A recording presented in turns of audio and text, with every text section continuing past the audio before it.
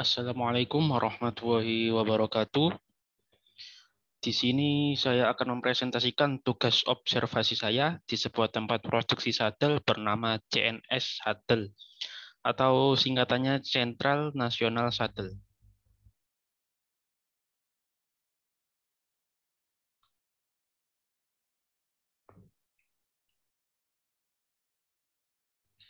Sebelumnya, perkenalkan nama saya Faisal Amir Muharram dengan NIM B94219074 dari kelas D3 Manajemen Dakwah.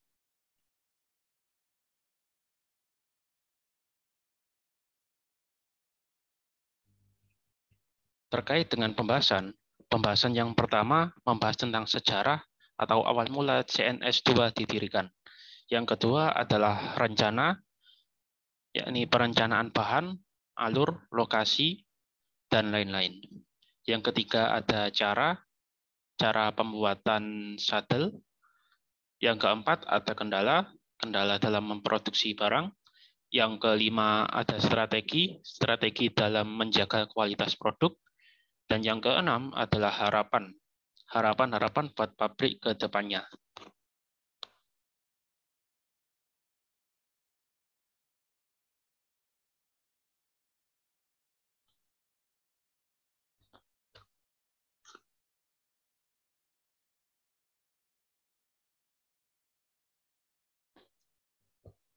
Pembahasan yang pertama adalah sejarah atau awal mula CNS2 didirikan.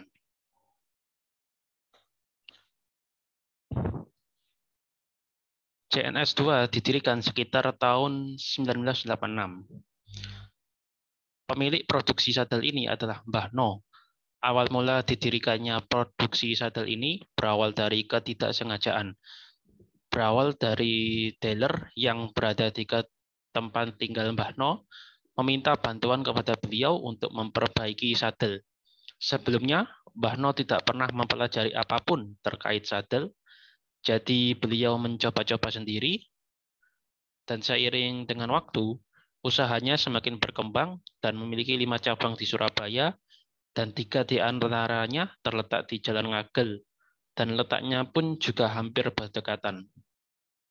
Bahkan sekarang beliau memiliki pabrik dan beberapa cabang di Mojokerto. Salah satu cabangnya yang berada di Jalan Ngagel tadi telah diberikan kepada anaknya, yakni Mas Yayan.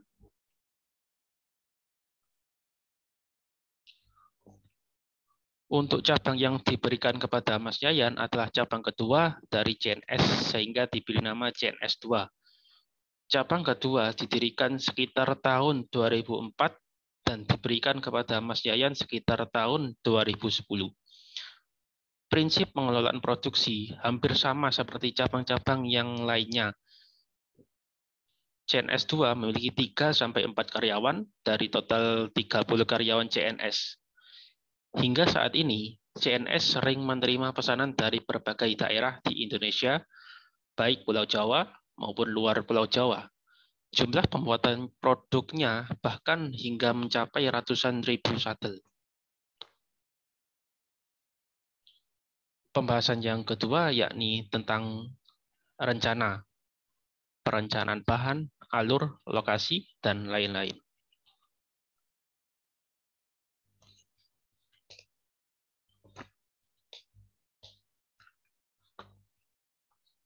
Dalam pengadaan bahan, CNS2 mengambil bahan baku di pabrik CNS yang terletak di Mojokerto. Bahan yang diperlukan adalah plastik PVC, spon, hingga karet. Bahan dari pabrik itu nantinya diproses sendiri di cabang-cabang CNS. Alat-alat yang digunakan pun hanyalah alat-alat ringan seperti mesin pres, mesin jahit, dan lain-lain. Dalam hal perencanaan lokasi, Mbah No selaku pemilik hanya berdasarkan feeling atau kecocokan pribadi dan tidak ada kriteria tertentu.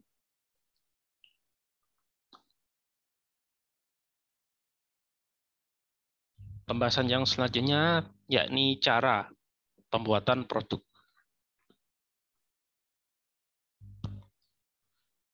Setelah mengambil bahan baku di pabrik, maka selanjutnya akan diproduksi sendiri di cabang-cabang CNS.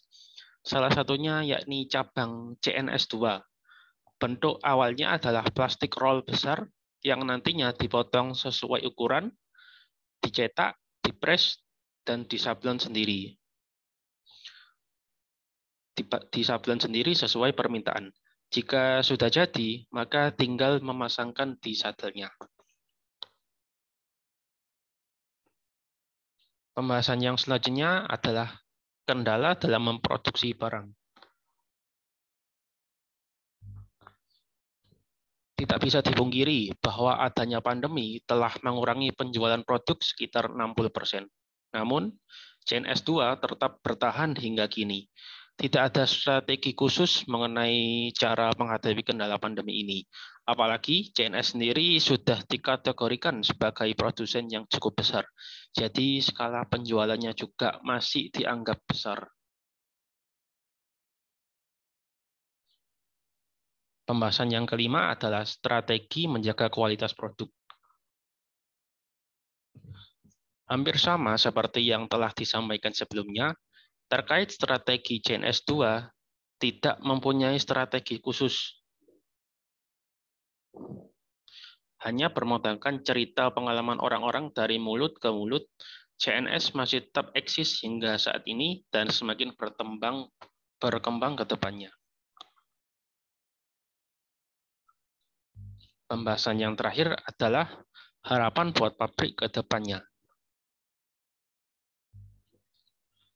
Harapan dari CNS2 sendiri adalah bisa memperkerjakan lebih banyak orang dan bisa bermanfaat bagi lingkungan sekitar.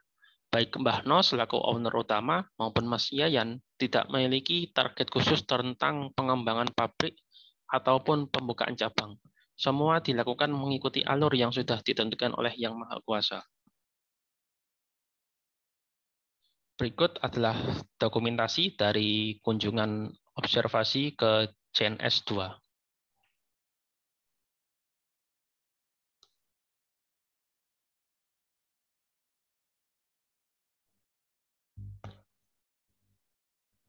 Sekian presentasi pada kali ini.